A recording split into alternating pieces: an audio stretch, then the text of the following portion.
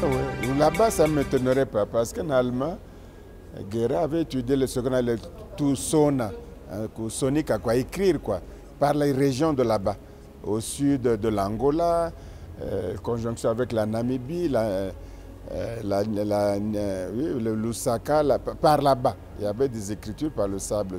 Même l'Afrique du Sud elle-même, Indaba My Children, il y a beaucoup de symboles qu'on peut interpréter comme des signes graphiques d'écriture. Oui.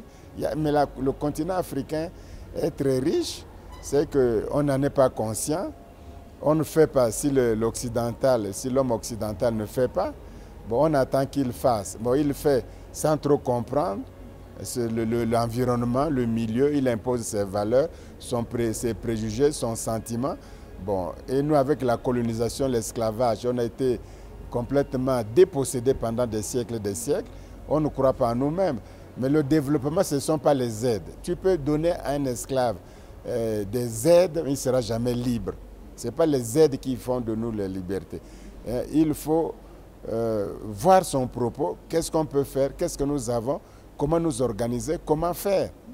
Parce que la France s'est développée avec quelle aide? La Grande-Bretagne s'est développée avec quelle aide? L'Allemagne, c'est avec quelle aide? Il n'y avait pas de banque mondiale, il n'y avait pas de toutes ces histoires-là. Les Chinois se développent avec quelle aide? Les banques mondiales ne sont pas en Inde, avec comment ils se développent. Mais nous, on nous a inculqué dans les moyens de nous lier. C'est de dire qu'il y a les aides. Et du coup, quand tu as les aides, tu as les dettes. Alors, tu ne peux pas te développer si tu es aidé, si tu es endetté, tu n'as plus l'initiative. Il faut que si on rompait carrément, directement, sans façon, avec la Banque mondiale, comme tant d'autres pays, avec le Fonds monétaire, ils ne peuvent pas créer pour nous, vous verrez qu'on va changer de rapport. Ils viendront plus aimables en disant que non, etc. Mais ils savent bien qu'il ne faut pas libérer l'Afrique.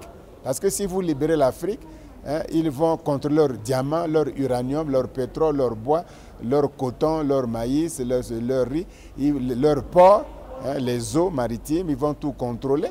Mais s'ils contrôlent ça, s'ils dominent ça, ils vont faire leur bonheur. Et du coup, l'Occident va décliner complètement.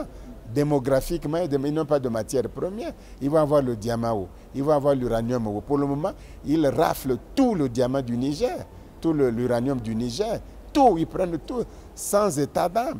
Tu vois, quitte à changer un chef d'État qui ne leur plaît pas ça, tu vois. Donc nous, on croit que, et puis nous aide là, on vous augmente les trucs, on va augmenter, ils vous disent on va vous augmenter la production pétrolière. Mais ils ne disent pas combien ils gagnent en augmentant la production pétrolière d'un pays. Ils ne disent pas combien ils gagnent. Donc on est dans un truc là, tu vois, je sais pas, on n'a pas conscience de ça.